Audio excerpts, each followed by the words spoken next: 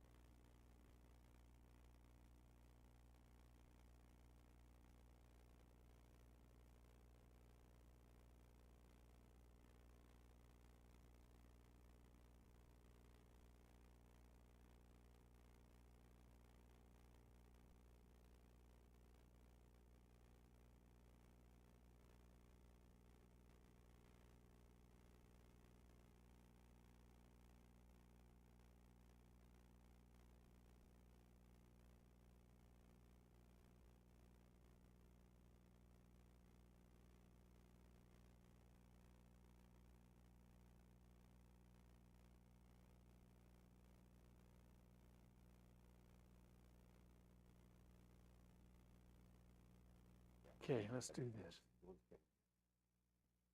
Tell me if you got adequate audio and everything back there. And okay, test 1, 2, 3. Check, check, check. It's not microphone. It's not amplifying. Oh, by the way, we're not getting sound within the room.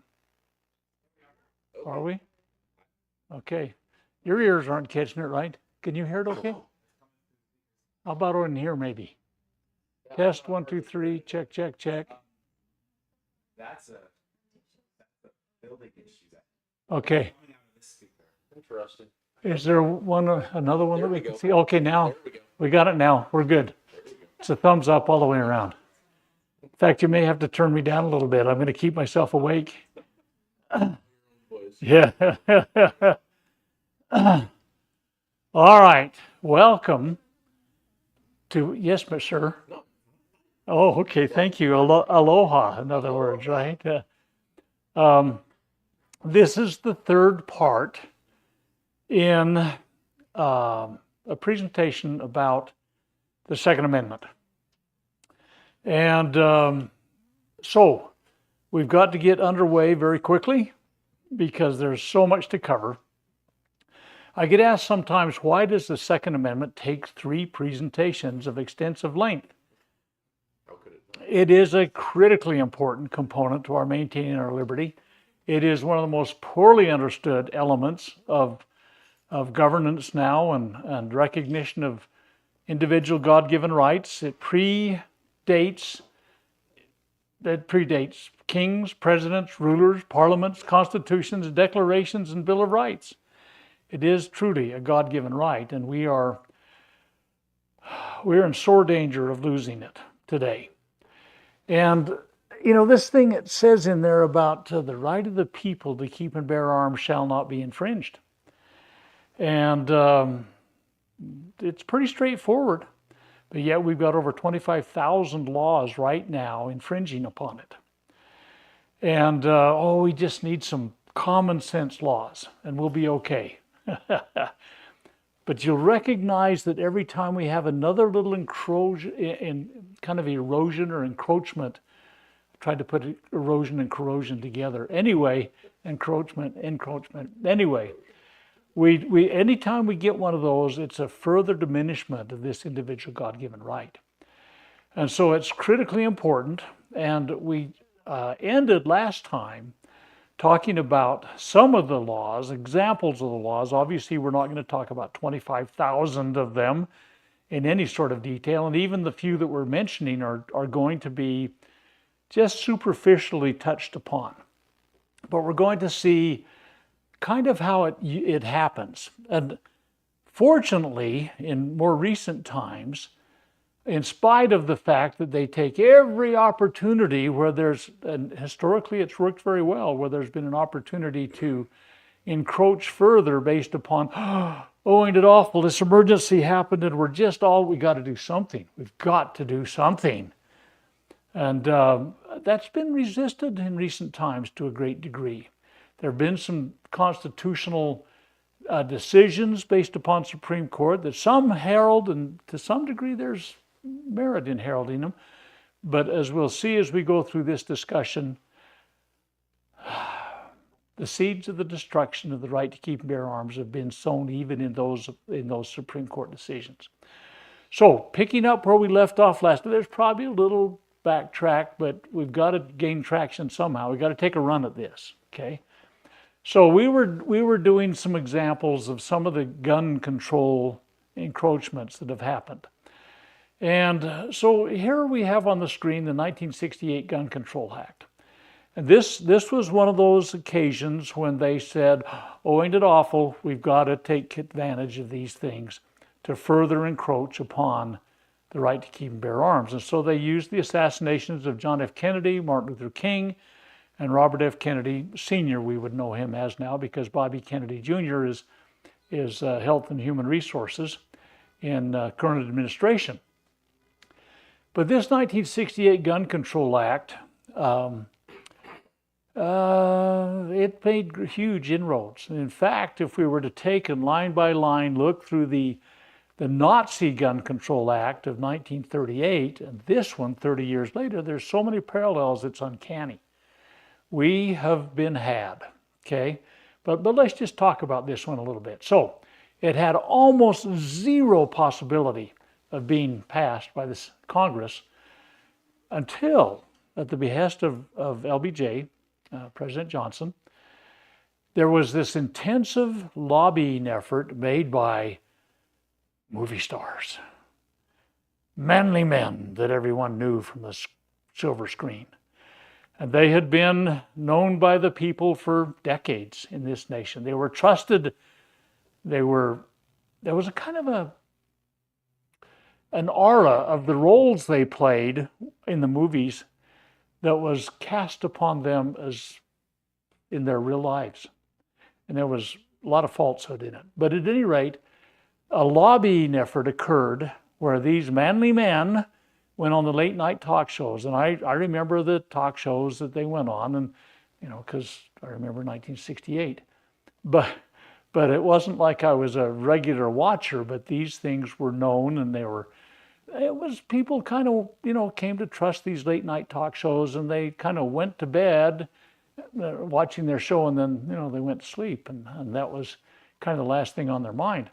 So this group of movie stars were literally requested by LBJ, Lyndon Baines Johnson, to go about the effort to sell this concept of a gun control act to the American public, okay? So you can go back to the Lyndon Johnson Presidential Library. I don't know if you've ever been to one of those, but they're a fascinating study about the spin they put on a presidency. And so anyway, this comes from the LBJ, but who are these movie stars? Tom Laughlin? I don't have time to go over these and the roles they played. Gregory Peck, Hugh O'Brien, James Stewart, Jimmy Stewart, Kirk Douglas, and of course, Charlton Heston, who became 5-term president of the NRA, the National Rifle Association. These 6 men probably could take the entire credit for what happened in America in bringing about the 1968 Gun Control Act. So here they are. Maybe you can recognize some of them, their earnest faces and their manly attitude. The people had shooting irons, don't you know? They knew what to do with those firearms. And they'd come on these talk shows and they'd sit there with the talk show host, Johnny.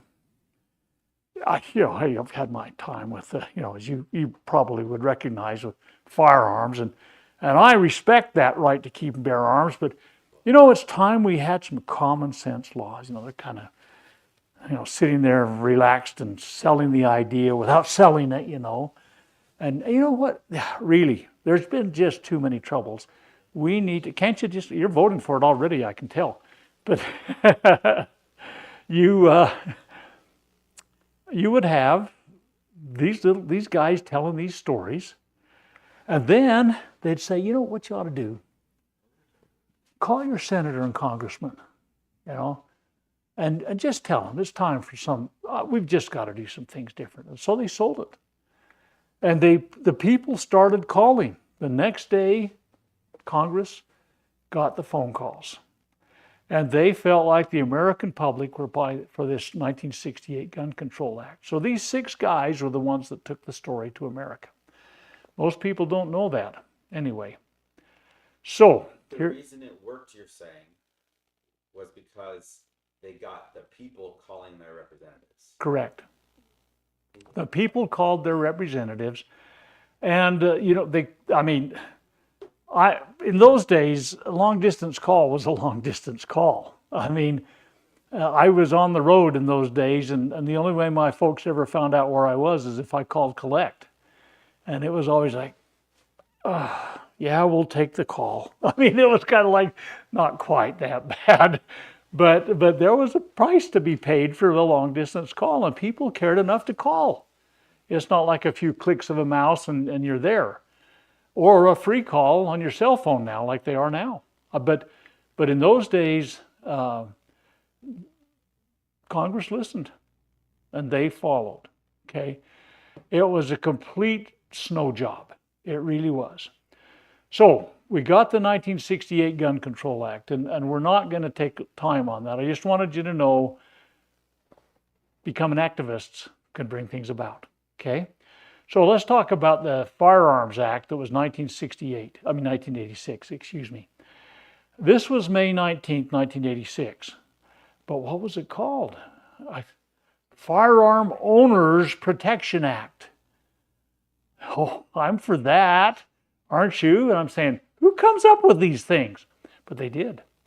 And these were the things that came out. It revised a lot of the statutes of the Gun Control Act of '68 that were being abused by the ATF, the Bureau of Alcohol, Tobacco, and Firearms. So it did address some of the abuses, and it corrected a few things, but there have been some huge things that we'll never recover from. Unless they repeal the act and they rethink it. I don't know how many here, well, you're going to find out that you cannot buy, as a civilian, an M16 now that was manufactured after 1986. All of the guns, everybody in here was born after 1986. But what? You weren't? Well, some people don't understand what happens when age sets in. Anyway, okay, whoa. That was a compliment, you guys. No, really. You can't buy an M16 that was manufactured after 1986. This is an aging, frangible product. And yeah, you can do a lot to keep it renewed with parts upgrades and renewing worn parts and stuff like that. You can't do it now, though. And I don't know if any of you have priced an M16 lately, but they can hardly be reached. If you buy even one of these older ones, well, they're all young compared to you guys, but at any rate, you can't buy them for hardly thousands of dollars now. These antiquated weapons, if you will. So anyway, let's look at this for just a minute. It was May of 1986. So now you can buy long guns through the interstate sales on a way that they've figured out to make it as uncomfortable as possible. You have to ship it into an FFL dealer and all this kind of stuff. You can ship ammunition through Postal Service, okay? And you don't have to, you guys wouldn't remember this, but it used to be that if you went in bought a box of 22 shells or a shotgun shells and we're going to go shoot trap with them, they registered the sale, okay? So if you're going to go shoot trap for an afternoon with your buddies, you bought a box of shotgun shells, they had to keep track of that sale, okay? Show identification and all that kind of stuff. Exceptions, armor piercing ammunition. You still have to show ID. for any sort of ammunition. Now, maybe I look old enough. They don't ever ask me for ID. ask me for- Do they? Well, see, there you go. There, your gray beard doesn't fool them at all. But no, I just go and buy it, and nobody ever asks me a question. But maybe that they figure, oh, they'll catch up with him someday. But at any rate, so some of these things got corrected by the 1986 Act. You could travel from a state that had Second Amendment rights through another state that didn't and arrive at the other side. You could transport them in your own vehicle and everything like that, which was a correction. And so some of these things got corrected with this. But it defined who could purchase a firearm, okay? So that made that more critically important. It contained a provision that, as I said earlier, banned the sale of machine guns, M16s and such, after the date of enactment to civilians. Okay, so I have had very good friends that purchased belt-fed type firearms that were manufactured pre-World War II. It would be impossible for them, unless they went on a, kind of a dark market, to have bought these because of you couldn't buy anything made after 1986, okay? And they restricted those newer types to military and law enforcement, okay? So what's happening is the new, more modern firearms that we're going to find as we discuss this, that were really the intent of the American Founding Fathers to have in the hands of the American civilians, are now becoming more and more distant because it's hard to get something of the latest vintage, if you will. Okay, then we have the Brady handgun app that was waiting periods for firearms purchases, background checks, that they check everybody's background before you can actually purchase it. This was after the attempted assassination of Ronald Reagan. Again, every time there's this high profile, something that was used a firearm in, they could come in with a musket and try to do something, but suddenly it's a good idea to do firearms legislation. But anyway, this 1993 Brady Act was something that came in 1993. We're going to see that they were on a roll, and they did some other things not too long after that. Okay, so here's another example that's called the Federal Assault Weapons Ban. Oh, but the real name was Public Safety and Recreational Firearms Use Protection Act. Again, who the heck comes up with things? We're going to protect your opportunity to use firearms recreationally if you want to. Again, you need to understand this Second Amendment thing has nothing, absolutely zero, to do with hunting, target shooting, plinking, collecting, any of those fine, pastimes. It has everything to do with preserving the blessings of liberty and proper government. But the subtitle of this thing, and some legislators that are now dead, had an awful lot to do with the passage of this thing, including our senator from Utah at the time, and including the senator that was president for a while, and he doesn't remember it. But you all get that. Okay, anyway. So this federal assault weapons ban was passed September 13th, 1994.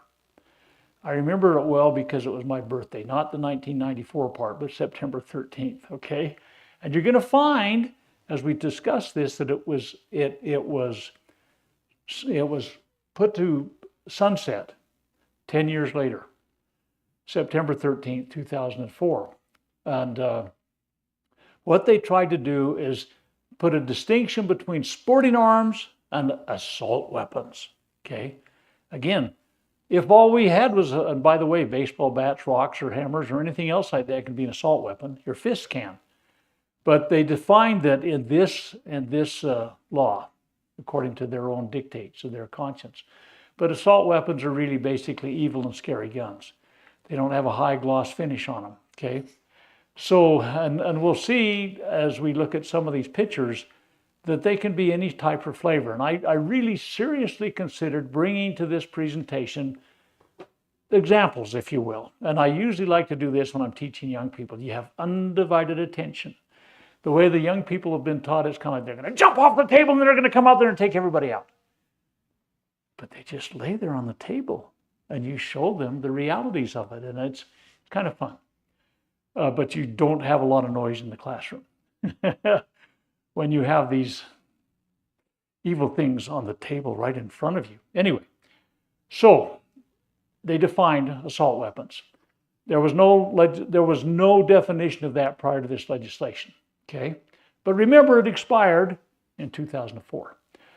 But you also might remember that in Hitler's 1938 Gun Control Act, they differentiated between sporting arms and these other evil kinds of arms.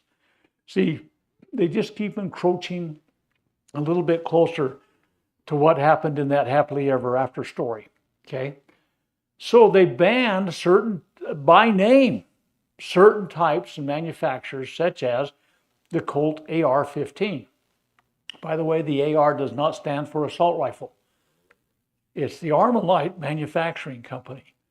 They happen to be a reputable, still existing company that has some very fine firearms. But everybody says, oh, it's assault rifle 15. No, it's the name of their company. And it's an AR type rifle, and they're made by dozens and dozens of manufacturers now. But they specifically named the Colt AR. They named the Tech 9, and they named these semi-automatic AK-47s. There were three manufacturers that were named, and there was Uzis. I'm going to show you just kind of what they look like, because it occurred to me that there's people that are perhaps listening to this that wouldn't know a rifle from a pistol. Okay. And so we probably ought to show examples of these things. Okay, we're going to go through these Colt ARs, and we're going to go through the Tech 9s and so on, just to show you the visual image of what they are. I didn't bring any, probably, but as far as anybody here knows. So anyway, we did not bring examples because it really would have taken me too long to load them up, bring them out, set them out, and then pack them up and take them home. And somebody may have checked this facility before we got done. So anyway, we'll just show you some images of these things, as much fun as you may have had in having them present. So here's the Colt AR family. Now, there's a lot of manufacturers now that make these kind of AR type rifles. And you'll see, can you guys, it won't, can I do this? Let me see if my mouse will work. No, it's not working. Can you see the cursor up there? You cannot. Okay. Oh my heck. What a frailty of technology. You have a laser pointer, though. I do have a laser pointer. I mean, on here is a... Where? Let's see. What do I learn every time we do one of these things? Because it's continuing education. Ooh. Now it's on there. Isn't that sweet? Okay, let me just kind of point out a few things. This will facilitate That's the screen. so much. Okay, can you see where that is on the back part of that rifle on the far left-hand side? That is, oddly enough, called a butt. That's the butt of the stock. This, as we shall see, is called a pistol grip. And this is what we shall call a detachable magazine. It's a separate little box that keeps the ammunition in. This is called a forearm, and this is called a barrel. Can you imagine? Okay, if people haven't been down this road before, it may be a good discussion we could have. Okay, so that's the very most basic, this is a carrying handle that you mount, well, there's new ways of doing it nowadays. This is the first introduction I had to any of these kinds of things. Okay, so that's a Colt type. And here's a Tech 9. That was specifically prohibited by manufacturer and model type, okay? And you're going to see as we move forward, this thing right here at the front of that was specifically banned in other types of weaponry or firearms. This right here, can you still see that on the screen? Yeah. Okay, that is a magazine that goes in a well that feeds ammunition into this chamber here. This is a bolt that you can see the silver part. Most or many of the handgun ones have their well in the hand grip where you put this type of magazine only it goes in there to hold the bullets. Okay, for those that may not, I'm taking more time on this than I should have, or I intended to do. But the fact of the matter is that was specifically banned, and you'll see that others similar to that were. There are non-automatic AK-47s. AK-47 is the type of firearm that most have that were communist country origins, whether it was China or Russia or whatever. And they came in different flavors, as you can see there. There's a butt with a stock on this one here, and it is missing this one here, but as you can see, it has a hand grip or a... That's a collapsible stock. It is. We're going to talk about those in a minute because they were specifically prohibited. And as was pointed out, see this little device right here? That one is a folding stock that pops out, so it takes the place of what this wooden part did on this other one back here. But the fact is that some of these don't even have a stock. Some of the people in Afghanistan and stuff carry this kind. Anyway, okay. So these AK-47 types, Uzis were specifically, this was originally an Israeli manufactured. This is the original one right here on the top. That's the original size. Most of the ground troops in Israel carried this kind. Then there were smaller ones called a mini, and see that folding stock on this one to give it stabilization.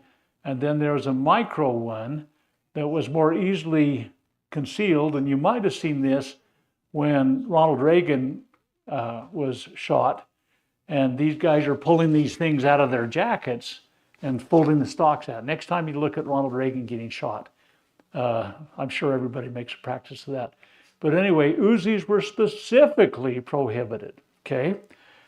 All right, so it banned semi-automatic rifles with certain cosmetic features. And we've kind of pointed these out to you too. The detachable magazine, which is that little box that slips in and holds the bullets, from which the bullets are fed into the rifle, and two or more of the following. And we're going to review some of these. A folding or telescoping stock. We've showed you a folding stock or two. We're going to show you a telescoping stock in a minute. They go down and they go out in terms they don't have to fold, okay? A pistol grip, which is the one you hold your hand on, a bayonet mount, flash suppressor or threaded barrel designed to accommodate one, and a muzzle device that allows launching or firing of rifle grenades. Can you imagine? They used to be a little more common than they are now. But the fact of the matter is, these are the kind of things. We'll identify these as we go through to show you what they look like. Okay, so here's a folding or telescoping stock. See on the top one, the silver portion of it folds back into the wooden part. It just kind of folds back against the firearm. That's the only type of firearm I've ever sold in my life to anybody, and I regret it to this day, and it happened many years ago. It was one just like this that I still berate myself for selling that. What is it? It's a Mini 14. It shoots the 5.56, okay? And we don't need to go into big definitions about it, but that's the kind of round that most U.S. ground troops are carrying now. It's 5.56 millimeters in the diameter of the bullet, which is a 22 caliber bullet, basically. High velocity. It's what Trump was supposedly shot with in the ear. But I'm believing more and more and more it was, at best, a high velocity near miss, and the intensity of the passing of that could have caused the kind of damage we saw. At any rate, and then the lower one is a telescoping. This portion right here, you push, see this little bump right there? You compress that and you push the stock in, and the stock becomes shorter about to right there. So it's a telescoping, it telescopes in on itself. This one folds back on itself, okay? They were prohibited, this kind of stock was. Okay, so the next thing is a pistol grip.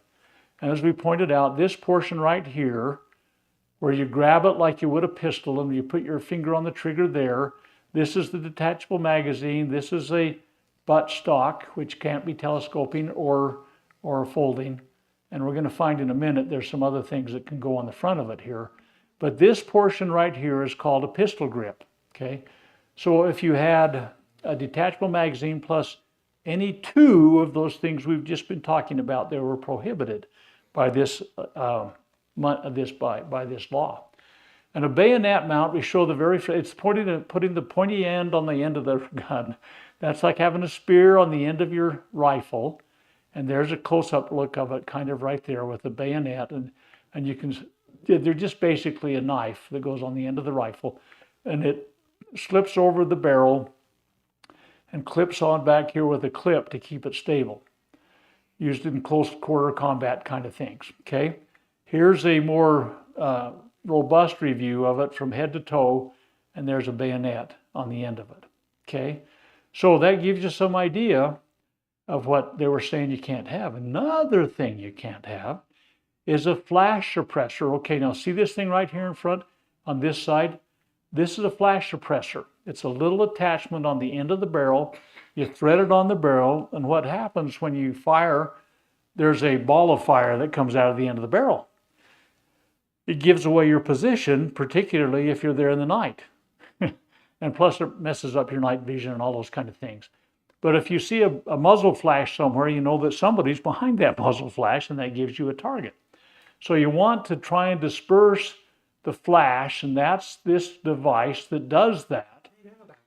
And so here we show how it is screwed onto the end of the barrel of a rifle. Okay, can't have those things either. Okay, and this one is you see that thing underneath? Well, the thing on the very top. Well, I can use a pointer. That's a telescopic sight. That helps you in your being able to select your target and place your bullet. Okay, you look through that and it magnifies that, and it gives you some advantage of being able to hit distant targets. Again, here's the stock that's a butt stock, and it has been, see this little lever right here? In that case, you squeeze that lever, and it allows the stock to extend back to a longer level, or a longer approach to your stock. And you're going to find that this one has a lot of things on it that they didn't like with this law. One is a telescopic stock. Another's a hand pistol grip. Another one's a detachable magazine. Another one is this thing we'll talk about for a moment. And then there's the flash suppressor on the end of the rifle barrel. All of those things would say this is unqualified. But this one, by golly, you can shoot grenades out of this device. See how it's got a little trigger right there, and you load that, and you can fire grenades somewhat accurately and at a distance with this thing too, but they didn't allow that to happen. So anyway, there you have an idea of what the prohibited components of a firearm, or in the case of a rifle. But it also banned semi-automatic pistols with certain cosmetic features, like a detachable magazine and two or more of the following. So a magazine that attaches outside the pistol grip. Okay, so that's a Tech 9. Remember, we'll see a picture in just a minute. A threaded barrel to attach a barrel extender, flash suppressor, hand grip, or suppressor. We'll see an example of that. Barrel can be a shroud that can be used as a handhold. If you fired high rates of ammunition, you find that the barrel gets hot. You don't want to burn your hand. So you hold on to that if you're going to do that. And then an unloaded weight of 50 ounces or more. You're going to find that they have pistols that weigh over 4 pounds, 4.5 pounds even. Okay, and then a semi-automatic version of an automatic firearm. So if you have a version out there that they have an automatic version, even if yours is not, you can't have a semi-automatic version of that. So here's a magazine that attaches outside the pistol grip. Remember, we called this the magazine here, this detachable magazine with the ammunition, with the magazine well right there, and it feeds the bullets into the chamber, okay? So anything, this is a Tech 9 as you saw from the earlier picture, but anything that's like that is prohibited, okay? And then a threaded barrel, see on the end of this one, there's some threads, okay? On the very end of this pistol, even though it's an innocuous looking pistol, it has a detachable magazine in it, but you can't have this in it, okay? So here's a suppressor that keeps the noise down, okay? There's a lot of valid reasons for that, including saving your hearing. But anyway, just show you how that's screwed on, and see the magazine in the bottom of the handle there that's in that magazine well, that's a detachable magazine, okay? A barrel shroud that can be used as a handhold. Here's one on a Tech 9, okay? And then here's what they look like kind of up close. And oh, by golly, this one has a threaded barrel too. Look at that. How about that, sports fans? Okay, so, and then an unloaded weight of a pistol of 50 ounces or more, and that's 3.125 pounds. Well, this is a Desert Eagle, and it comes in some flavors. Desert Eagle 50 weighs 4.6 pounds. Some people would find that uncomfortable to carry and or hold up even. And a 44 Magnum has a 4.6 weight too. I show some different kinds of ammunition here. Some like to carry the 9mm as a standard concealed carry, and there's a 45 ACP, happens to be the flavor I like most. And then there's some other ones, and this 50 one is a fat boy. It throws a heavy round downrange. I might just point out, see these copper colored heads? That's called the bullet, and this is the casing, the brass colored ones. The brass stays behind when you pull the trigger. The part that's copper colored goes down the barrel downrange, okay? So, but this is one that would be illegal, even though by the way, I purposely selected a pretty shiny, silvery looking one, showing that you don't have to be in the ugly black color to be prohibited. So, you couldn't do that under this assault weapons ban. And here's a semi-automatic version of an automatic firearm. It's not one of my favorites. In fact, I think this is one of the few ugly guns that are out there. And I find them kind of clunky and non-functional in a lot of ways. But you can see it's a MAC-10, and it's a semi-automatic version of a possible automatic firearm. Okay, so that gives you some ideas of the things that were prohibited under the Firearms Act. Then we have shotguns with 2 or more of the following, okay? Folding or telescoping stock, we've seen that. A pistol grip, we know what that is. A fixed capacity of more than 5 rounds, and this nasty detachable magazine kind of thing. Okay, so some people don't understand the difference between rifle and shotgun or pistol and shotgun. Okay, so here we have, shotguns come in a multitude of flavors. Here, this one has some smaller BBs in it. You usually hunt birds with it, pheasants, ducks, geese, whatever, and as they flush out of wherever they are. Some of them have heavier BBs, bigger BBs, fewer of them in them. By the way, these are all 12 gauge, and you can see down here at the bottom, here's a 12 gauge. It's the red one, the second from the right. But this, if you opened up this one, it would have the BBs in it. This is heavier, more coarse BBs. This is a pretty hefty, there's only a few of them in there, but they make big holes. It depends on the length of the shotgun shell and how many are in there. There's as many as 12 of these guys in aught buck. Most of them carry about 7, 8, 9, okay? And then there's this thing here that looks kind of weird. What the heck is this? It's a rifled slug. It's one big lump of lead that goes downrange, makes big holes. Okay, a lot of people back east hunt deer with them. And it comes in different sizes. This is this little one that's called the 410. That's what I started shooting when I was 4 years old. I still have that gun, by the way. And it's one of my favorites. And when I was 13, I bought another one and stuff. I mean, I really cut my teeth on shotguns with the 410. In those days, they were a lot cheaper. But you'll find the 28 gauge, 20 gauge, 16 gauge, 12 gauge, and 10 gauge are the most common ones. And it's funny here, the higher you go in the size of whatever's in there, the smaller the number is. And basically, if you took a slug in the 10 gauge, it would take 10 of them to make a pound. A solid that fit down the barrel. That gives you some idea how much they weigh. It'd take 12 of those to make a pound, 16 to make a pound, 20 to make a pound, and 28 to make a pound. So you get some idea how these come in different sizes and flavors. But these, a lot of people that aren't really proficient at shot placement use these in home defense, because as these go out the barrel, these however number of BBs you got in there spread out, and they make you a more effective shooter. in terms of what you're trying to stop that's coming down your hallway. Okay. So then we have this folding or telescoping, and so we have a folding stock and showing it folded and then extended. Here's another one that's telescoping, and see it's short there and it's long there. Okay, that gives you some idea.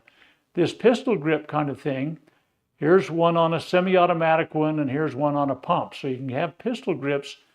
This part that hangs down is to give you something to hold on and grip while you're using the firearm. And this fixed capacity, more than 5 rounds, is very interesting. This is a Mossberg 590.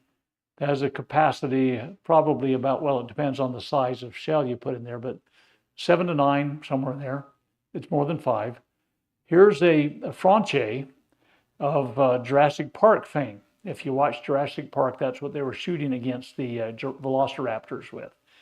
And that's what the guy got gobbled up with. Anyway, there's a folded stock on a Franche, and here's the unfolded stock. This one has a hook on it for a carrying handle too that goes on top. See how the stock folds up on that? And then this detachable magazine thing, they come in all flavors. I mean, so here you have a pump detachable magazine. Here's one that's a semi-automatic detachable magazine. And here's another one that's a lever action detachable magazine. They just don't have to be on semi-automatic firearms. Okay, so you now have a working disorder to work with firearms. Okay, so this expired on September 13th, 2004. So on my birthday, again, not 2004, but yeah, it was still my birthday, September 13th.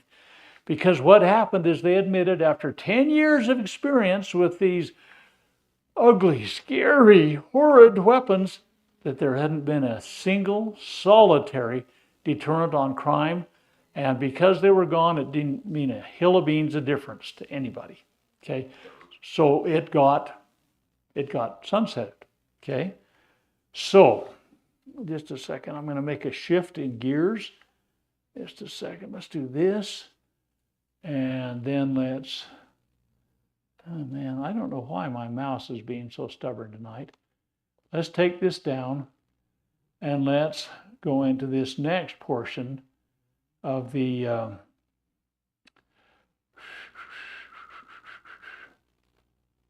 okay, let's do this. There we go. Is this got, yeah, it's just got the one big slide.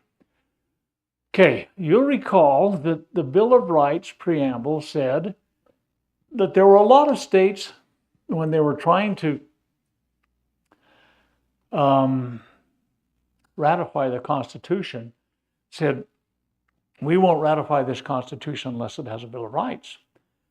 And so that was a very real danger that the Constitution that was written and signed in the middle of September in 1787 would not be ratified unless they had a Bill of Rights. And there were people that were asking specifically for a new convention to be called. And we don't need to go through the dangers of having a Constitution convention, but James Madison gave us all a masterful report on why they shouldn't have another convention. It was going to be a disaster with all of the different kinds of people that would be called into it. And when this was going on, this discussion was going on in 1788 about, do we ratify the existing one that was signed in September of 1787, or do we call another convention? And this was in 1788. All of the guys that were there at the convention could have been called back. All of those guys still were alive. And James Madison said it was almost impossible to think that something good could come out of it. Now, I guarantee if we have a convention today, that none of those guys that were there in 1787 are going to be there, okay? Unless they get to go back as observers, as spirits, or something like that. But the fact of the matter is that we're going to have a heterogeneous mass of characters that'll be there that have other agendas. And, for example, California has called for a convention to get rid of the Second Amendment, basically. And there have been other states that have called for the same thing, Hawaii, for example. And so you probably will lose the Second Amendment and its broad protections that we now have 25,000 laws against. In spite of those broad protections, you will probably largely lose the Second Amendment. And I might remind you that after Saddam Hussein, Hussein,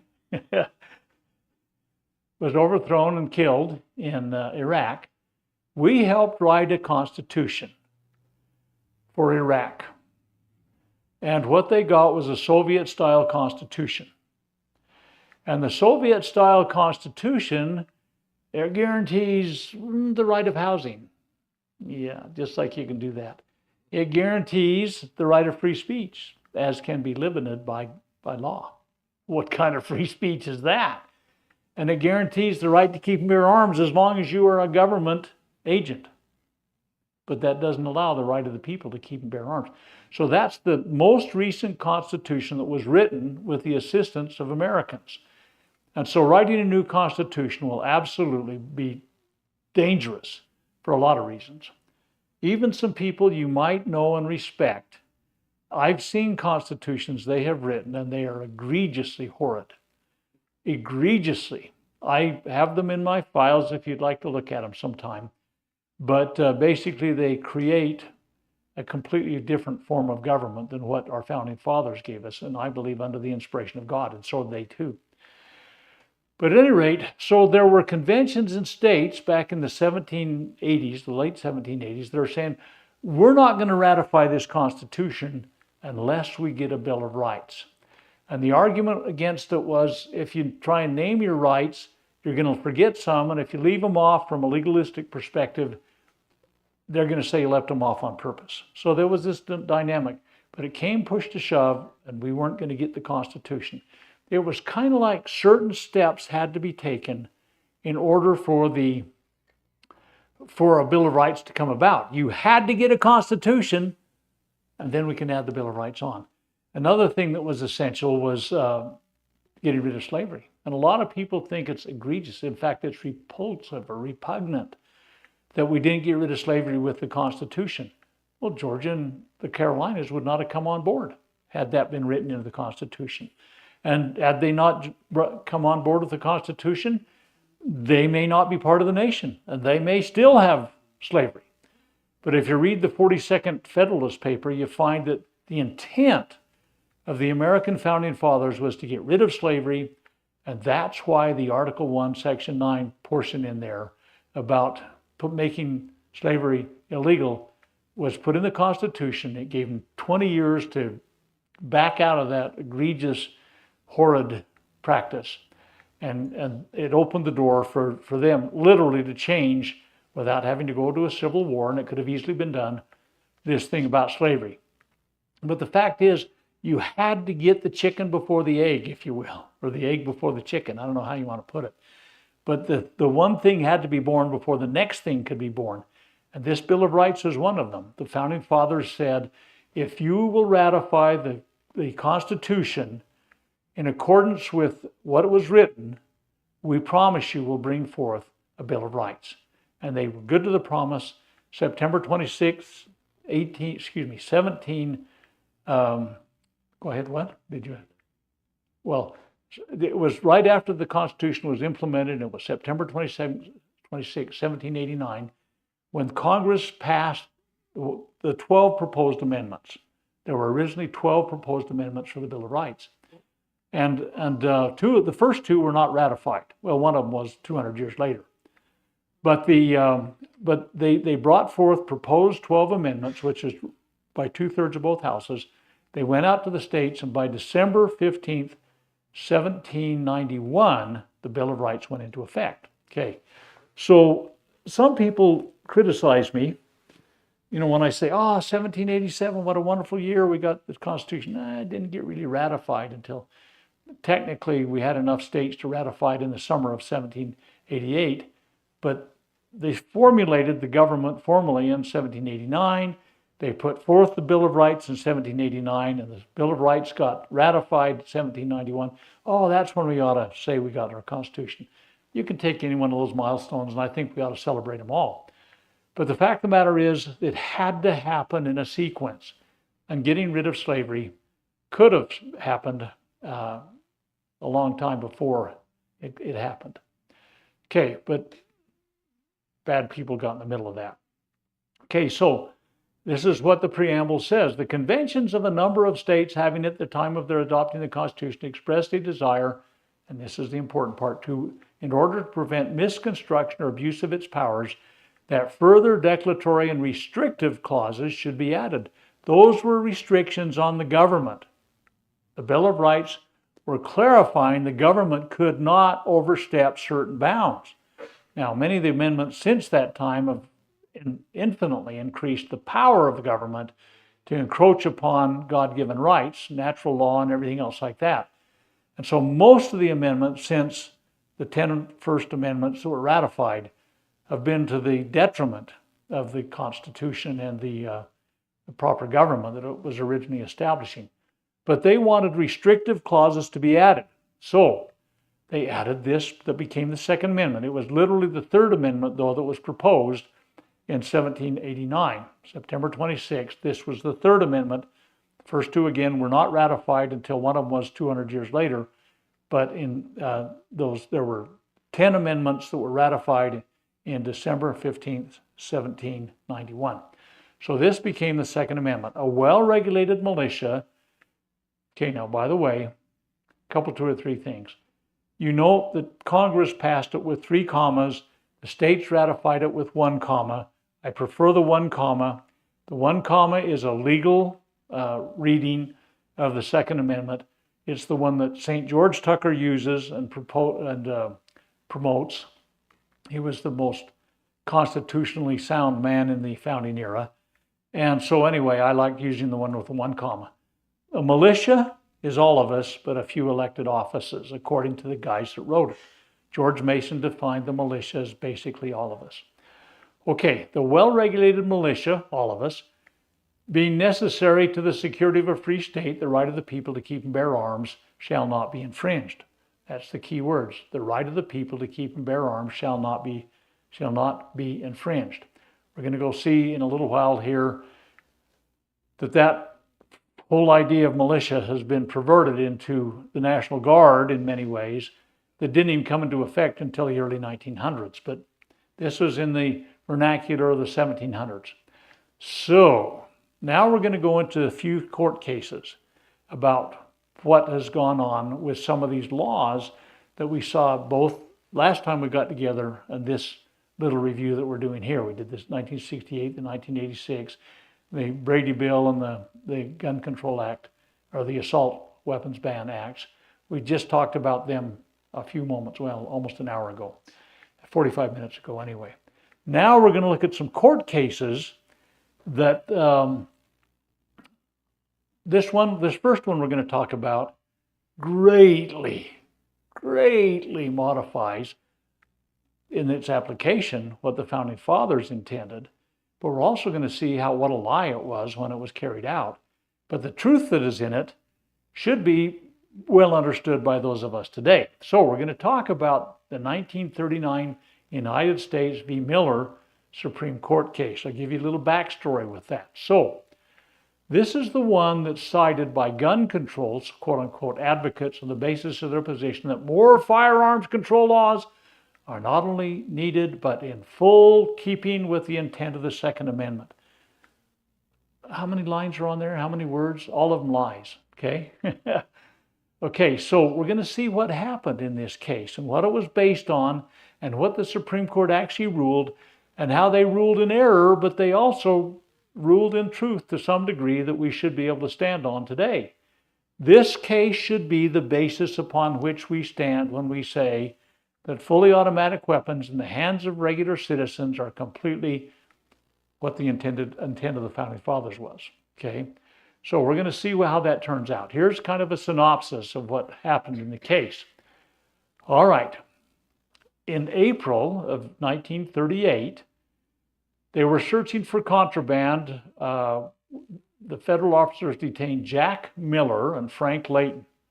Frank Layton's not the guy that was the lead guy for the Utah Jazz a number of years ago, and probably most of you aren't old enough to remember that.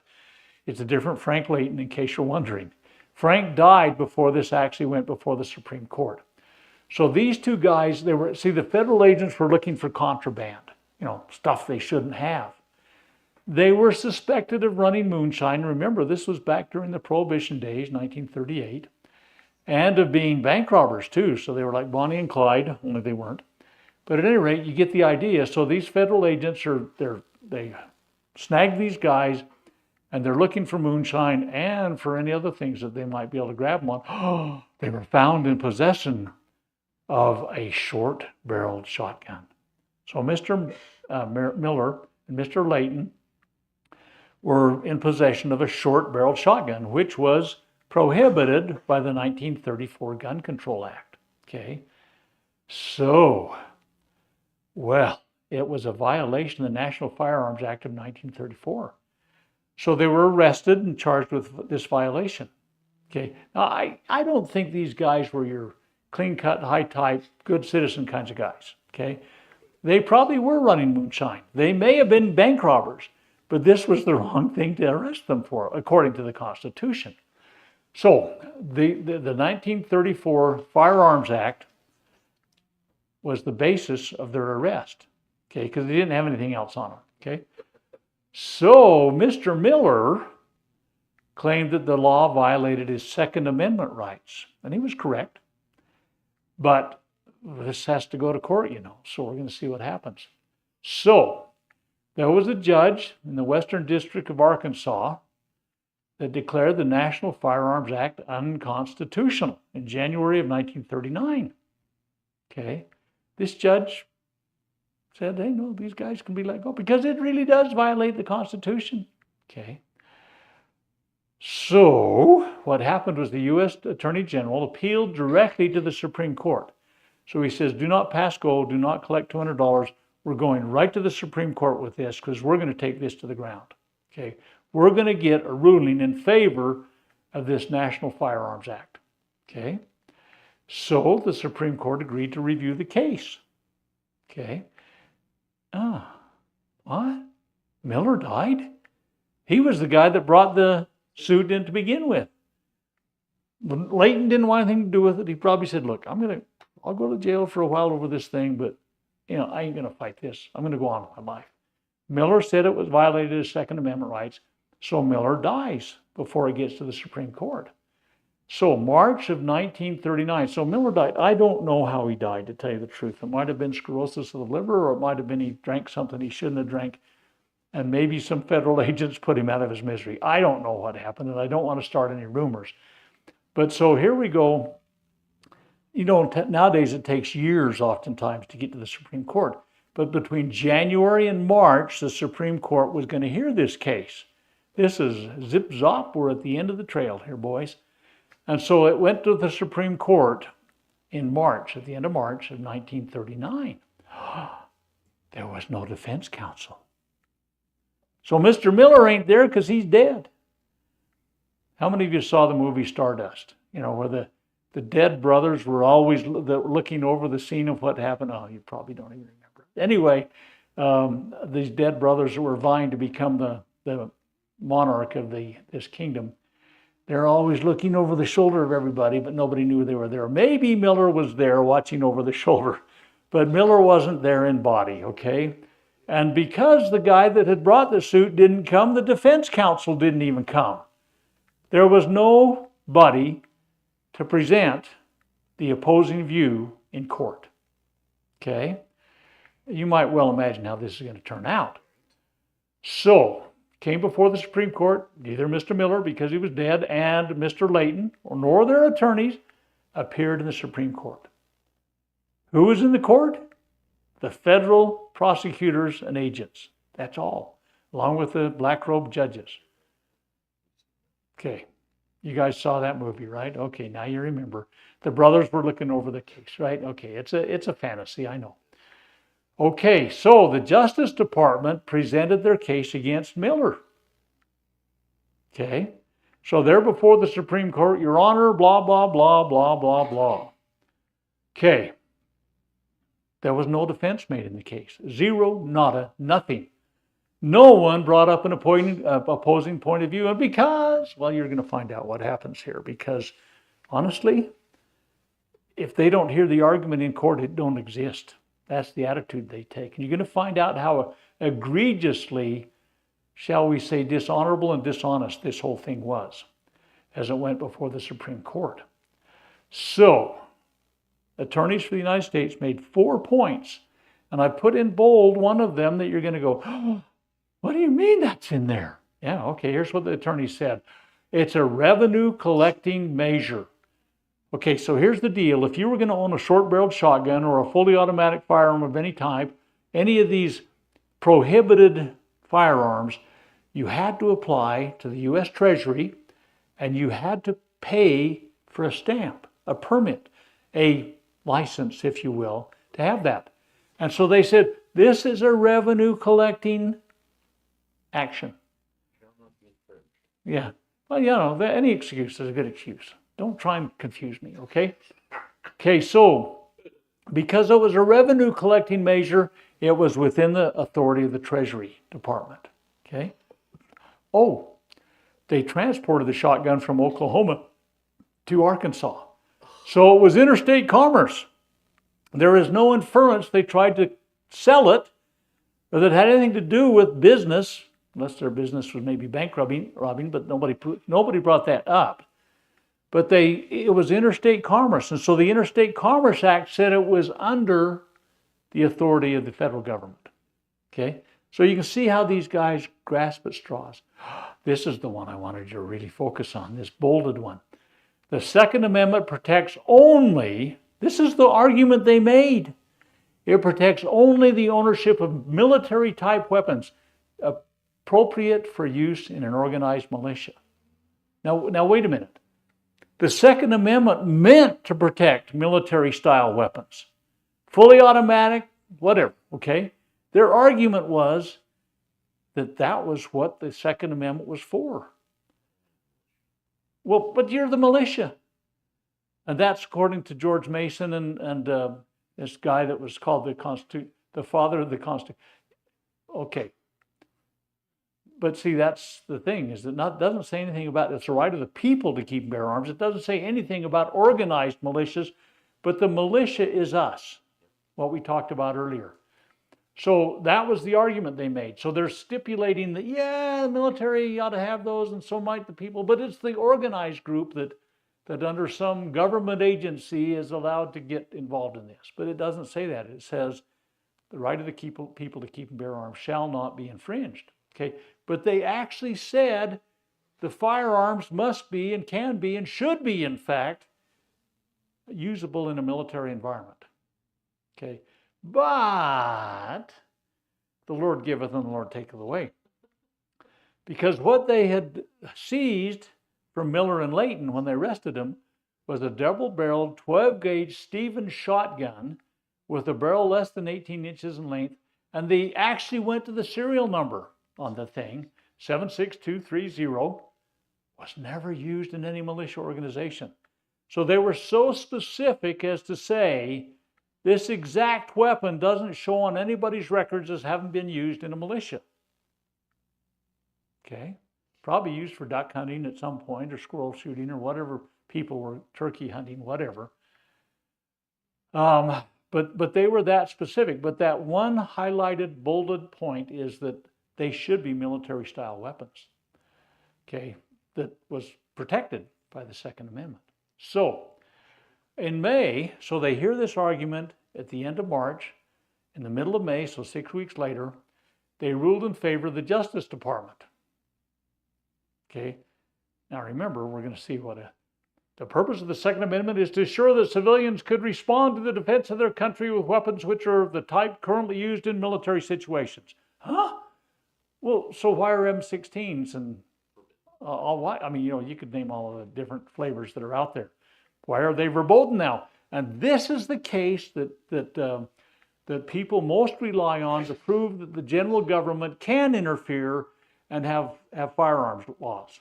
Okay, but the Supreme Court ruled that they should be military-style weapons. Okay, and no evidence was offered which would indicate that a sawed-off shotgun could be used in a military situation. Huh? Oh, wait a minute, we forgot. No defense attorneys, and the guy that was that initiated the whole process, none of those guys were in the court. You only got to hear one side of the argument.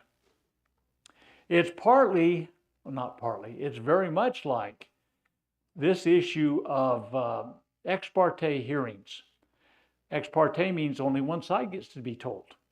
And if you have a red flag hearing, it's an ex parte hearing. It means that the people that want to have you, red flag, in case you don't know that, this is where someone decides that you are a danger to yourself or someone else, or they propose that this is the case, and that your firearm should be taken from you. And only the people that feel that way get to be in the courtroom. You're not there. Neither's your mom and dad. Neither's your attorney. There ain't nobody there to tell your side of the case. And they may say, this guy, Your Honor, has been depressed lately. He's taken some of these SSRI type drugs, these selective serotonin reuptake inhibitors. And you know what? These sometimes have side effects of suicidal and or homicidal tendencies, and therefore this guy should have his weapons taken away. And the judge says, yea, verily, I see your point. Maybe you're right. We're going to put out an order that his firearms are taken from you. So at 4 o'clock, 5 o'clock in the morning, whatever it is, when you're still in your jammies, they kick in your front door and they say, we're here to pick up your firearms. And you say, the heck you say, and you go for your trusty dusty 6-shooter, and they shoot you down. The guy was trying to fight back, resisting arrest, whatever. This stuff has happened. But this was what they had going in the Supreme Court, an ex parte hearing against Miller and against the case that they had.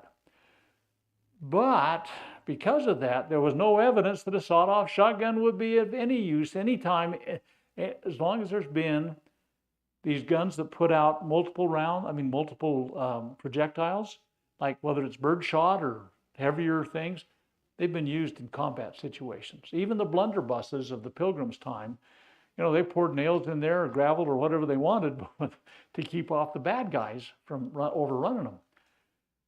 That's been around since the beginning of time. And certainly they were used in the Civil War, but there was also this thing called a Winchester Model 97 trench gun used in World War I heavily. Now you can't imagine the difficulty it is to find a picture of the trench gun in action, because the Germans filed international complaints against the Americans that were using this very effective trench sweeper, a shotgun that when they got over the hill into the trenches, it cleaned out the trenches well.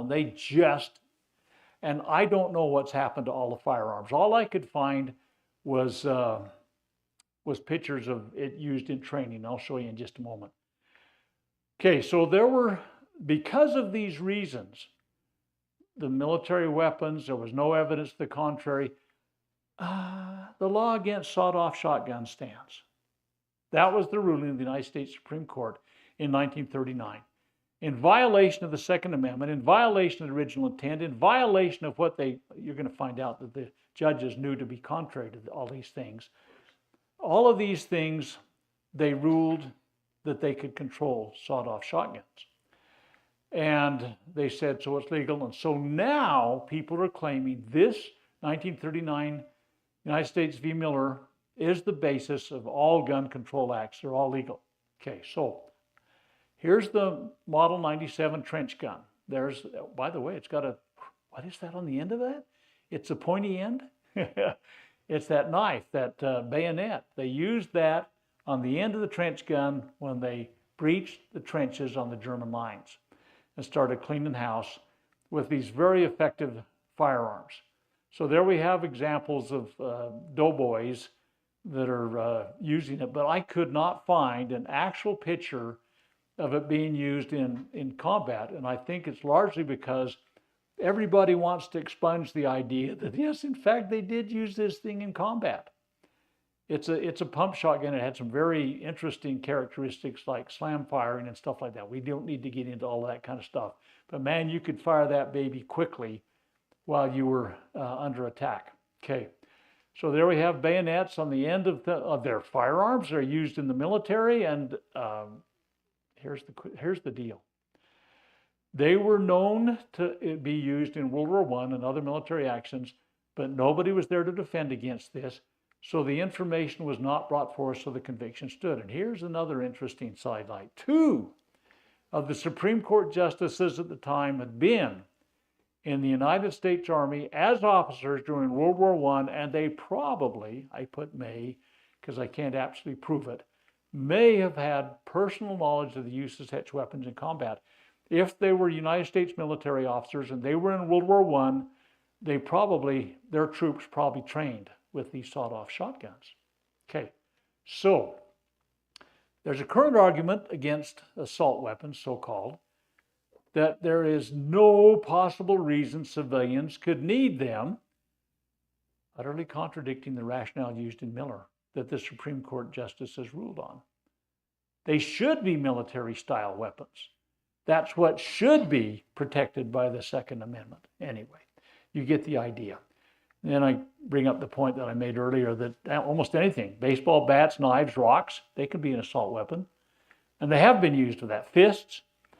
And in fact, it's interesting that virtually no rifles are ever used the percentage of use in violent crime, rifles are almost non-existent. Why? Where do you put them? Put them down your pant leg? Oh yeah, that's another thing we could talk about sometime. About the falsehoods that have completely been fabricated in regards to the recent assassination of Charlie Kirk. And I will go so far to say, and I think I can justify it for a lot of reasons, that the entire official narrative is a fabrication. And I hope it goes to trial. I think what they're trying to do is put a case together that's open and shut. I mean, this kid gives a written confession in the text messages, and it's like, really? I mean, the text messages are written in Elizabethan English or something just a little shy of that. Kids don't talk that way. In fact, I'm not even sure the answer to this moment, but when I see texts from kids and it says LOL, I don't know if it means laugh out loud or lots of love. I mean, they speak in a shorthand, and it's just the way they do. Everybody's got these abbreviated ways, and this confession is written in Elizabethan English. Now, I may write in Elizabethan English when I send a text because I dot all the I's, I cross all the T's, I make paragraphs, I make full sentences, and I spell everything right. I mean, I read everything many times before I do it, but that's because I'm as old as I am. We've already made fun of me about this earlier today. But the fact of the matter is, a 30-06 round, the velocity and mass, the trajectory, the ballistics, it did not do what they say it did. At the distance it did. Now, maybe if you'd been 1,000 yards out and you got hit and it was a deflection and all this kind of stuff. No. But the bullet did not enter where they say it entered. It did not hit a vertebrae and get deflected almost a 90-degree angle. I killed my first deer with a Mauser. It was an 8mm Mauser, which is analogous to the 30-06. But I've got to tell you that it ain't you didn't get the kind of injury that you get with what they say. All of these things. And I stand by my position, and I'm hoping that there will be a trial and that somebody gets on the stand that understands the most basics of ballistics, velocity, mass, and all those kinds of things. But I think what they're looking for is they're saying, we're going to go for the death penalty. They've already said that. And I don't know why I'm off on this tangent, but it's because of the firearms thing. They use these excuses and they depend upon ignorance. But here's the problem. I think what they're going for is, hey, look, we got an open and shut case. We got a signed confession. We got what your lover boy says, and then we've got the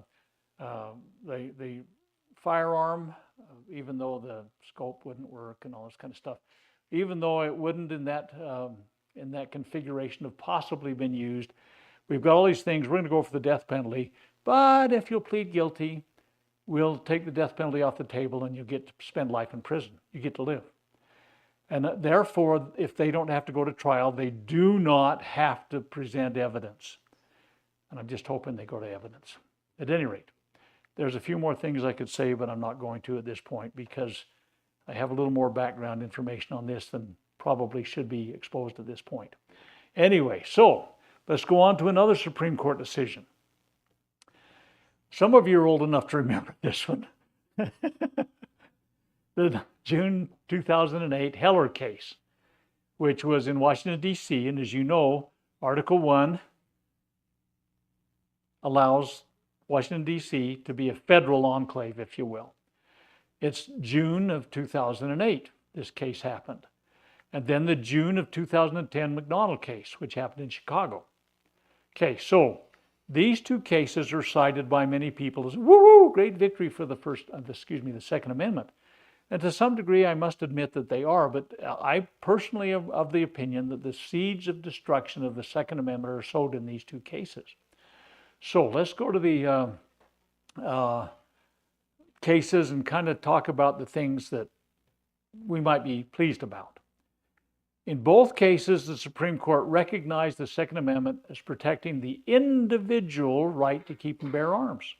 Individual. There's no state entity or anything like that protected in this thing.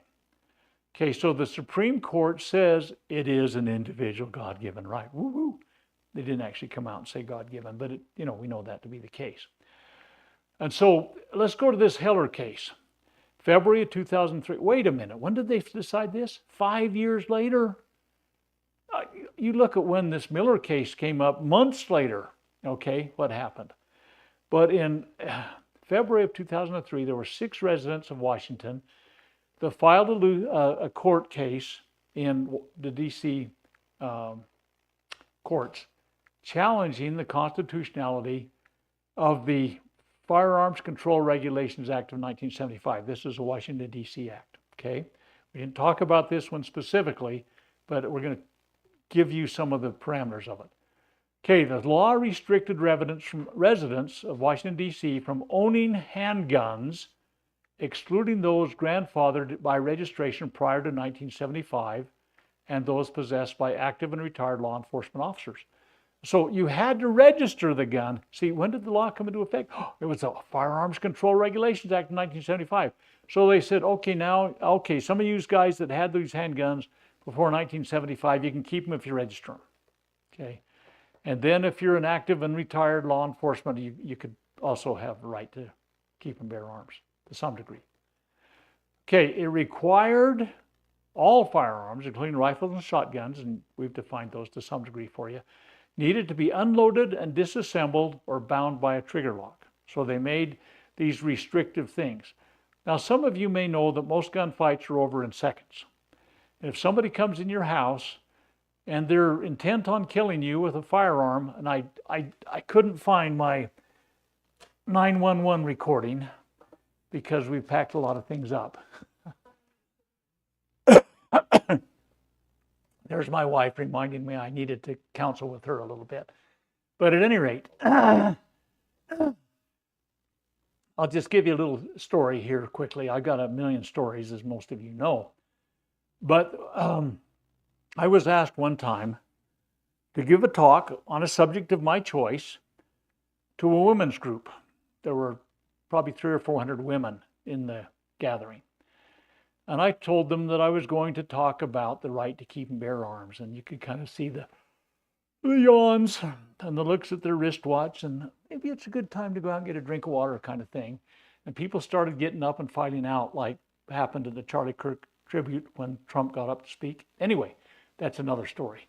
But anyway, I said, well, before I do that, though, I'd like you to listen to an actual 911 recording. And just hold on for just a minute and I'll play this for you. And I'd previously set it up. I had it all queued up and was ready to go. And it was of a young woman that was alone in the home with her little child, her baby. And her call to 911, her desperation in her voice, and her breathless, you could feel the heart in her throat as she was making this call. And the 911 person told her, And so she went in the bedroom and locked the door. And then you hear her desperately saying, he's at the door, he's at the door. And then he's in the room, he's in the room. And the 911 agent said, tell him you've got the police on the phone. They've got the police on the phone. And then all you could hear was her screaming and everything else like that, and the phone went dead. Well, all the women sat down in their chairs again. It suddenly became a woman's issue, okay? And I said the guy that came in the room needed 6 warning rounds in his chest and could die of lead poisoning. But the people don't understand the desperation at the time when you have one of these things face you. And this idea of being unloaded, disassembled, bound by a trigger lock is absolutely, hold on just a minute, I got to put this thing together. Where does this go? I mean, when, I don't know, you've been really nervous before how you can't even, pick up your dropped coins when you're in a store in a hurry, let alone reassemble or anything like that. It's desperation. It's very short. There aren't a lot of options. I've had a number of death threats made to me over the years, and chief of police came to talk to me at one point, and he was, you call us if you need us, and we'll be right over. I says to the guy, how long will it take you to get here? He said, oh, we can be here in less than 5 minutes. I says, how many times can a guy reload in 5 minutes? Yeah, he was sitting there with his mouth open. And I says, you know what? I only ask for the opportunity to shoot back. You should have seen his face. I mean, he had his mouth open, and it was kind of like a fish laying on the bank where they're trying to, gasp for air, or however they breathe. But at any rate, those are the kind of things, in desperate moments, you don't have time to do all of the things, all these impediments, infringements, shall we call them, that are in your way to get this done. Now, all of these common sense laws that they're asking for are really asking for unloaded, disassembled, and trigger bound. Maybe your ammunition is in different parts of the house, or maybe it's at another location altogether. Oh, I've got that in the storage unit. Let me run down and get it. Just a minute. Anyway, so that was the Heller case. That they says if you've got a firearm in Washington, D.C., these are the rules of engagement. Okay, so the reason it's called the Heller case was this guy named Dick Heller. He was a licensed special police officer for the District of Columbia. For his job, he carried a gun in federal office buildings, but was not allowed to have one in his home. Okay, so isn't this interesting? The Nancy Pelosi's of the world have armed guards that walk around with them and take good care of them. But by golly, you're not a regular person if you got to be one of these high and mighty ones. Anyway, okay, so this is so inconsistent to the American way. But Heller was the only one of the plaintiffs to have applied for a handgun permit. So the others, there were 6 of them to begin with. This is a new water bottle that my kids gave me for, what was my birthday? I'm still figuring out how to use it. But at any rate, I need a drink of water.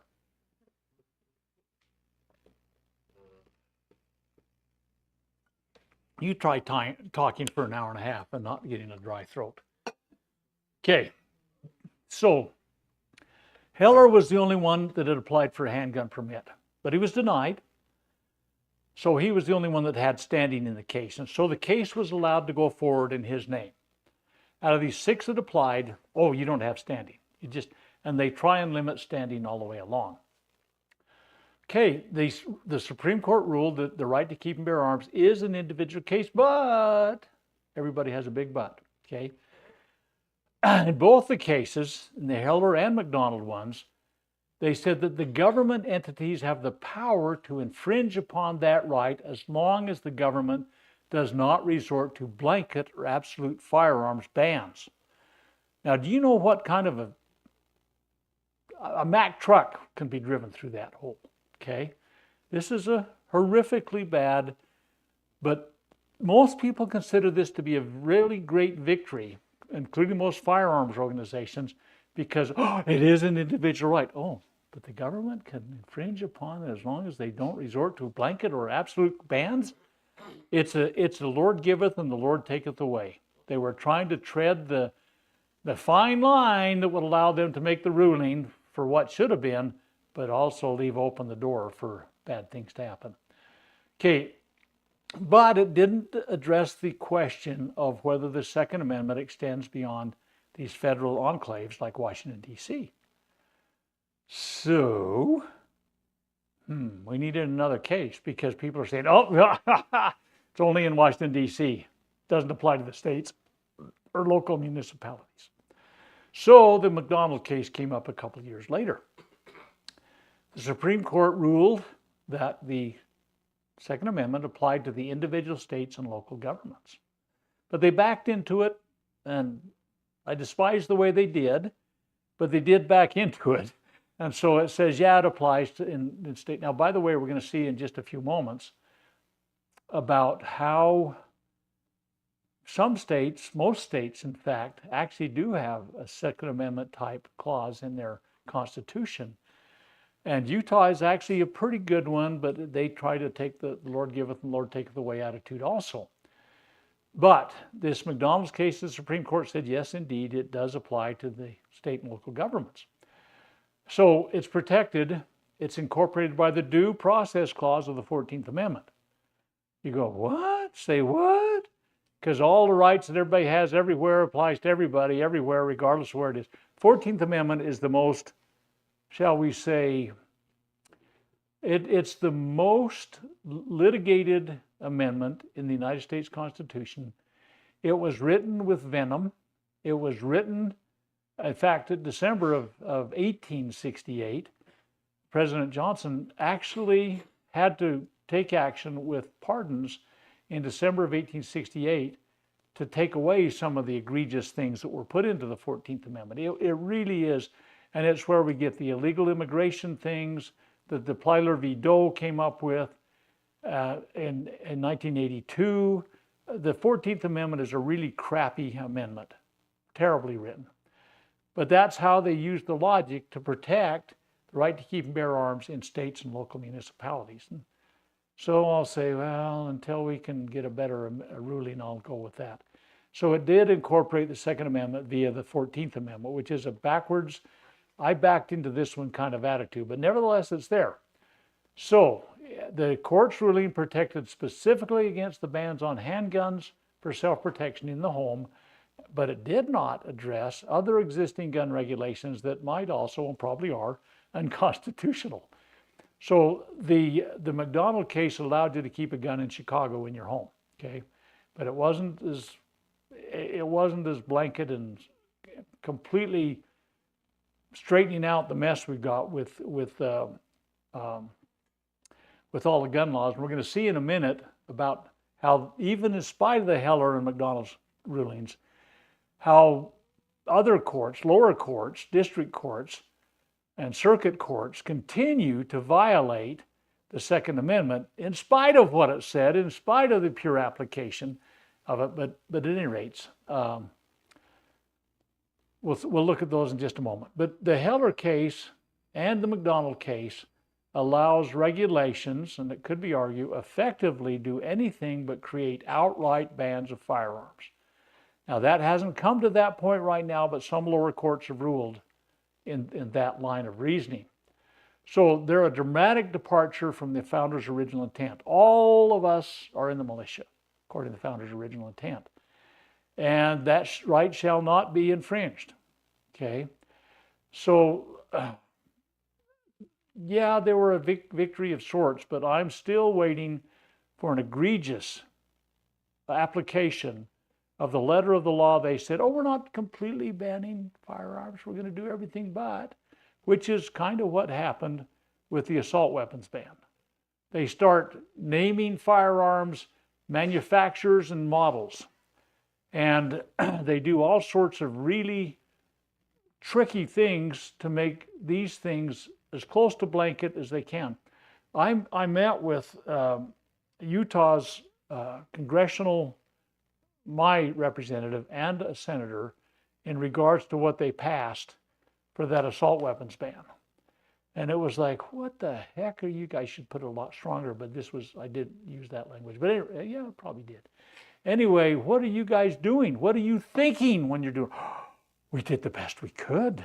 We protected as many firearms as we could. In fact, you can probably own any one of 600 firearms. That's wonderful, but I want these other ones too, And they said, well, we got it as good as we could because we would have lost more if we'd have fought it. No, they pushed it as far as they could, and you went along with it. Next time they'll continue to push. So we had that kind of direct discussion. It didn't do me any good though, even though I ran against one of the senators at a little later period of time. At any rate, and he's the guy that wrote, he claims, the USA Patriot Act, which shows how they keep pushing farther and farther. Okay, be that as may, the Founding Fathers' original intent was violated by these decisions, Heller and McDonald's, but there's still a small measure of comfort that they had some small measure. It's kind of like this senator and congressman told me, we got it as good as we could. Anyway, so the door was opened, I believe, to infringe on that right to keep and bear arms as long as the government doesn't resort to blanket or absolute bans, which is no great comfort to me, knowing what kind of things can happen when Supreme Court thinks that they got bigger for their britches and all that kind of stuff. So they opened the door for expansive and onerous restrictions. I believe that at some point will infringe upon the right to keep and bear arms. And they're I think entities, and Utah is an interesting state in that if a municipality were to attempt to do something to infringe the right to keep and bear arms, the state law overrules that. Okay, so that's a very good thing. But the state law, we're going to read what it says in the Utah Constitution here momentarily. But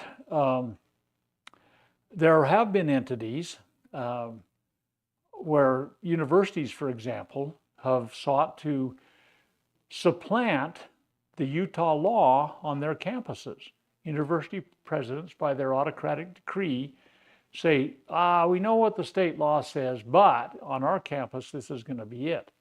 And there have been some campuses, including one that Charlie Kirk was assassinated on, so you can identify that pretty easily, where the president of the time, when this was said, said, I don't care what the law says for the state. On my campus, this is what's going to happen. And this happened long before Charlie Kirk was assassinated.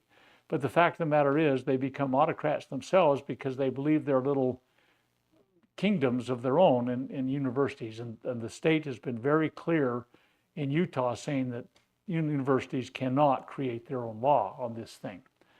In spite of me having dealt with university presidents that quietly and behind the scenes, well, I know what the law says, but in here we're going to do it this way, kind of thing. Okay. So it's not an overstatement to suggest that the seeds of destruction of the Second Amendment were sown in the Heller and McDonald Supreme Court decisions, although it was a temporary victory in some people's minds. Okay, so what happened? Now, when did we say the Heller and McDonald case? 2008, 2010, right? Okay, keep that in mind. 2017, so 7 years later, the Fourth Circuit Court, or Circuit Court, because sometimes they are circuses in their own right, ruled that a Maryland law banning certain guns was constitutional and ignored the Heller and McDonald decisions completely. It called the Maryland banned firearms, which includes the AR type, which, what does the AR stand for? It's not assault rifle, is it? It's Armalite rifle. AR-15, and there's maybe hundreds of manufacturers of AR-type rifles now. And most magazine-fed semi-automatic rifles are exceptionally lethal weapons of war. That's what the law defined it as. And by golly, we can't have weapons of war in the hands of American citizens. Oh, wait a minute. What did the Second Amendment say? What did the Miller case say? They should be weapons of war in the hands of the people. So you can see how ignorance has led to some great egregious violations. They compared this AR-type rifle, because it has a similar look and appearance. It has a pistol grip, it has a folding stock or a telescoping stock. It has a flash suppressor on it, it has a detachable magazine, by golly.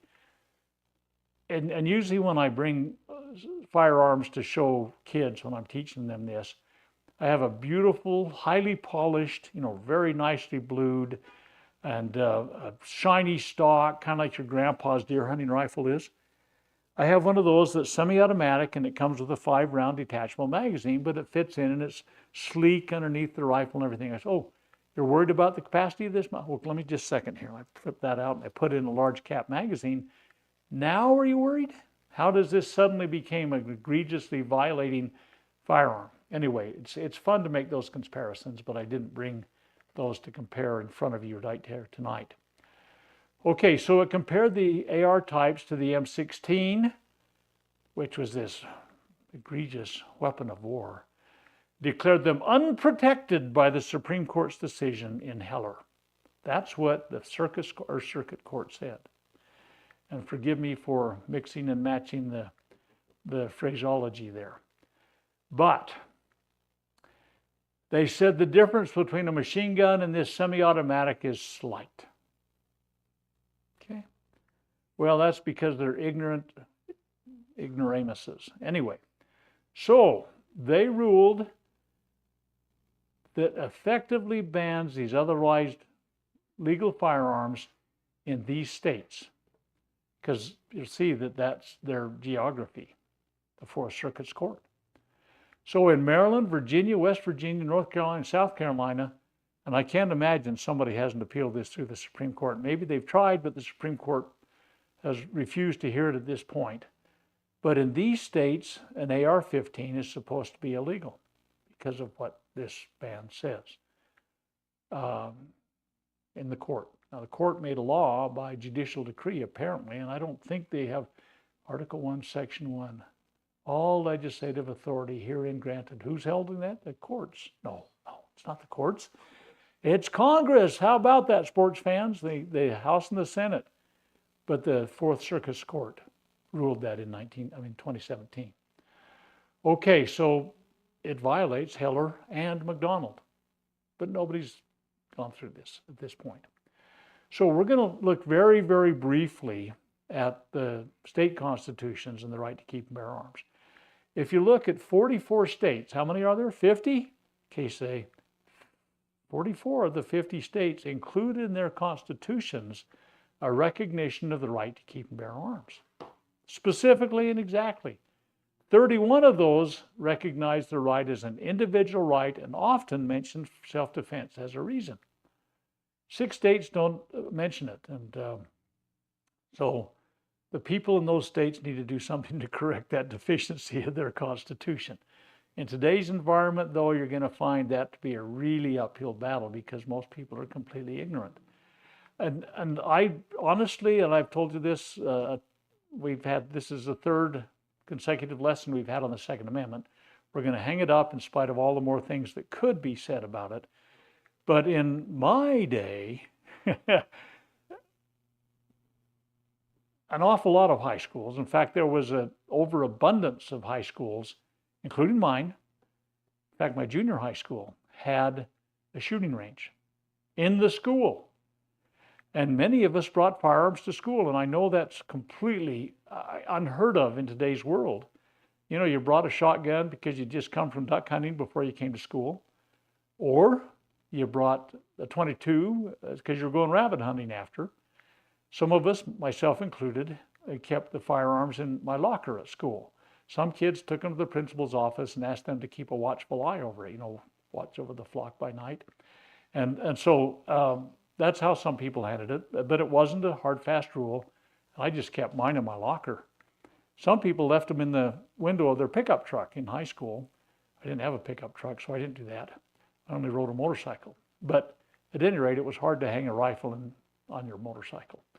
So I've told some of you, and you may recall this from a few lessons ago, that one of my friends brought a handgun to school to sell to another kid.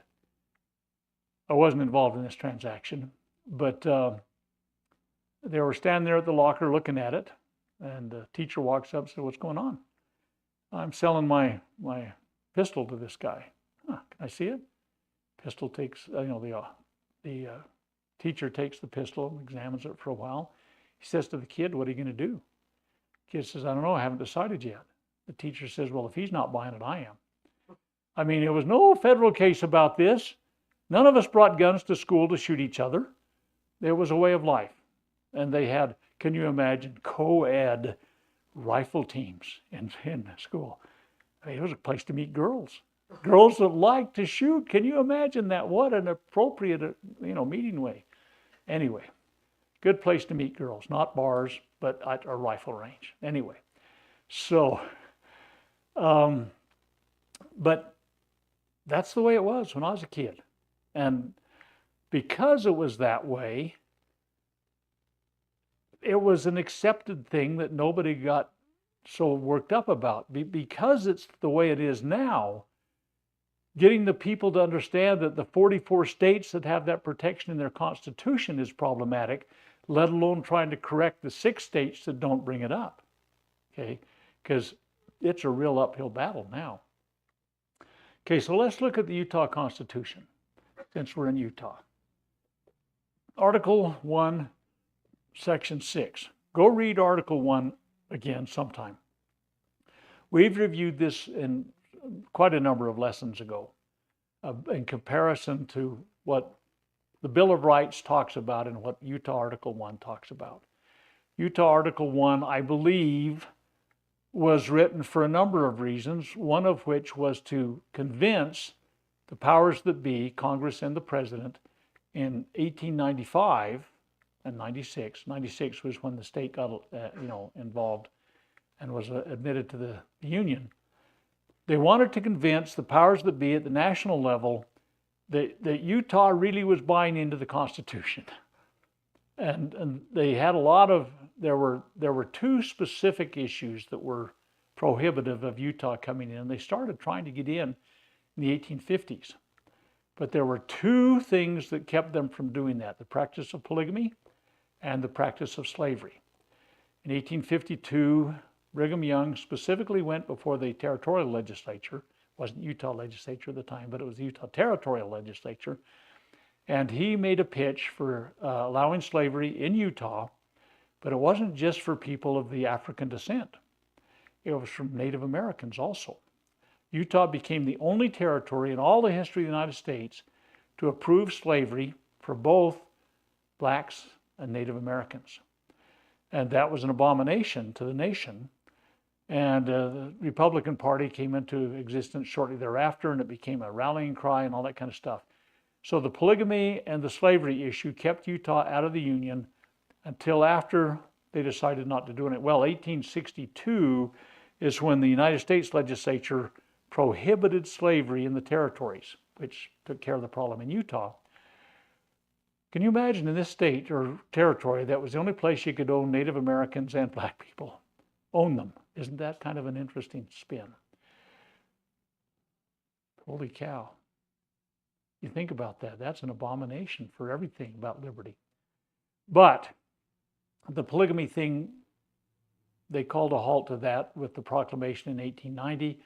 And by the middle of the 1890s, there was this effort to get Utah in the state, into the Union. And so there was a lot of, shall we say, doubting Thomases at the national level, even in 1895. And so I think Article 1 was an effort to say, look, we really believe this stuff you guys do and the rest of the nation. So Article 1 is a very broad brush, almost all-encompassing review of how the United States Constitution and the Utah Constitution were going to be copacetic with each other. There was going to be symbiotic relationship.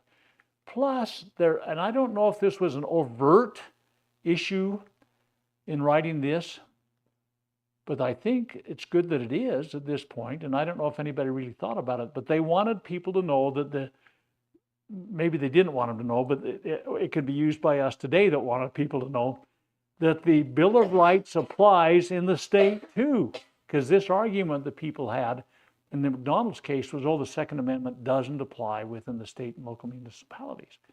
But Utah kind of addressed that in 1895 when they wrote their Constitution.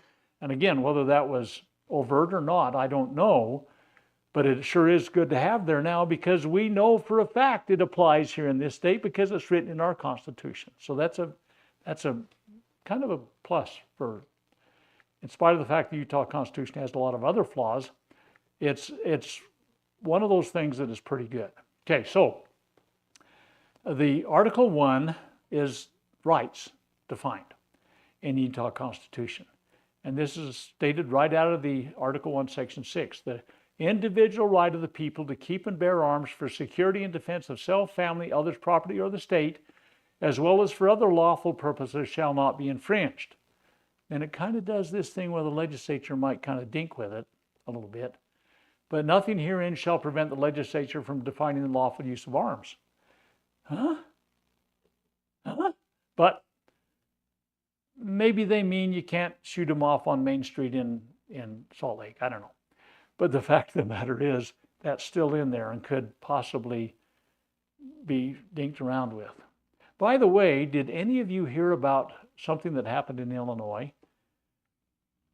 They had a police officer that was an illegal alien from Montenegro that the state had issued a firearm to, in spite of the fact that illegal aliens cannot have firearms. And it was a police officer that was making over $78,000 a year as a police officer in Illinois as an illegal alien. And ICE just picked this guy up and now they're shipping him out of the country. But the point of the matter is, it's legal in Illinois and a number of other states to be a non-citizen to be a police officer. In Utah, it's legal to be a non-citizen and be a police officer.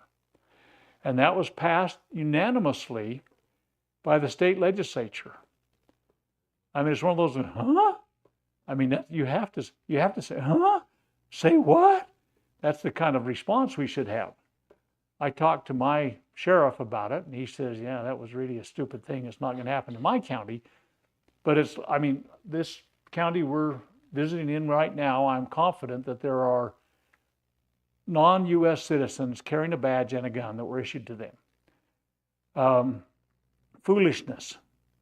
You think some of these things, you talk about some of the most stressful moments of your life can be, I mean, let's say somebody's broken into your home, they've molested children there, whatever, and you call the police and somebody from Somalia shows up that's completely, I mean, maybe not completely, maybe they covered in the police academy some basic constitutional things, but they're not American. They're not somebody from the heritage that we are used to. And it's disturbing to me. There was a particularly onerous time during the American Revolution where things were not sure that we were going to prevail. And there was great danger at the time. And George Washington issued a general order. It's a little longer than the one I'm going to tell you right now, but it's in a plaque that's hanging over our front door. And it says, "Let none but Americans stand guard tonight." They wanted people that had skin in the game, that believed in the Americanist principles. And Washington wanted to make sure that the people that were on guard were those that were going to stand with those principles. And you know, there could have been mercenaries or whomever, but Washington's advice was, let none but Americans stand guard tonight. And I think that needs to be reconsidered in this particular time frame that we're dealing with in America today. But Illinois, illegal alien, cannot own firearms, had a badge and a firearm, making over $78,000 a year. And in Utah, there's no law that says an illegal alien, but if they're here legally, they can be a police officer. Now, let's just say that somebody decided, you know, Utah's had some problems with elections nowadays. I mean, maybe they're not as fair as they ought to be. Maybe some people are cheating. And you guys can discuss in your own minds and among yourselves if that's ever happened in Utah. But if it has, maybe somebody will say, let's bring the United Nations in to police our elections to make them fair and balanced. Well, they're here legally, aren't they? The blue helmets are in town. Okay, now I'm just supposing something I hope and pray never happens. But you can see how easily this had come. There's going to be law enforcement by blue helmets in Utah that we've invited in, or somebody's invited in, maybe the President of the United States does, or whatever. At some point, you can see how this kind of thing could be turned upside down and backwards. My opinion is let none but Americans stand guard tonight. So, we've got some recent events. There's a lot of hyperventilating media that's feeding on this frenzy. You know, that's how we got a lot of the laws previously. You know, the 1968 Act, and you know, we had Kennedy and Martin Luther King and Robert Kennedy Sr. all gunned down. Oh, by the way, you probably don't know this. I mean, I have made it a kind of a hobby of mine to study the Kennedy assassination. Now, I remember there's been watershed moments. November 22nd, 1963. It's 62 years since then, and we still don't know who killed Kennedy officially, or well, we do officially, but we don't need to discuss that particularly. But the fact is, they used that as an excuse. Bobby Kennedy was shot by a revolver from the front that fired more rounds than it held. And the 3 rounds that Kennedy was hit with came from in back of him, not in front of him where Sirhan was shooting. And so there's all sorts of cover-ups that happen with assassinations, but they got a law out of it, the 1968 Gun Control Act. The effort to assassinate Reagan got the Brady Act. These kinds of things are capitalized upon, and we've got to be very careful. School shootings, you know, they make a run at this thing, so I say hyperventilating media feeding. There's shrill voices. They bring children in and they bring babes in. You got to do something. You got to have some common sense. The politicians don't have the knowledge or the backbone to stand up to a lot of these things. Fortunately, in recent times, they haven't making great further inroads into the right to keep and bear arms. The electorate is absolutely ignorant at this time. You know, what's a firearm? Oh, it's an assault weapon. It's dangerous. Oh, anyway. A detachable magazine, that must be a really, really scary thing. A flash suppressor? Oh, a pistol grip? I mean, come on, people. People just don't have any idea. Okay, so it's under assault. This right to keep and bear arms is under assault. So we got to stay tuned. The story's going to get more bumpy and more developed, but that's what we're up against right now. I have at the end of this some contemporary books that you might want to read. These are very interesting, written in a very scholarly manner, that are intelligently and articulately written. And Gary Gleck, Point Blank Guns and Violence in America, came out in 91. It's not quite as big as my book, but it's still there. But at any rate, I call mine a 526-page pamphlet. McGrath, he wrote one called Gunfighters, Highwaymen, and Vigilantes, Violence on the Frontier. The frontier was actually more safe than it is in a lot of America's communities now. This is 1987, and John Lott. John Lott has been kind of a go-to guy to have a lot of these things explained. More guns, less crime. It's a statistically sound position. Utah has more guns and less crime than Chicago, per capita, or any other way you want to look at it, okay?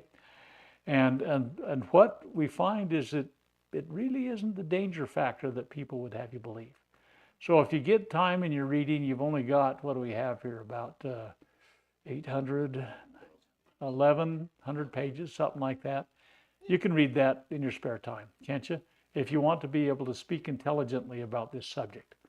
But that brings us to the end, by the deadline, that I tried to come here this evening and do in regards to finishing up our discussion of the Second Amendment. You have a foundation upon which you can build, and I hope you do, because there's a lot more that could and should be said about this subject. So we appreciate you being here. So thank you.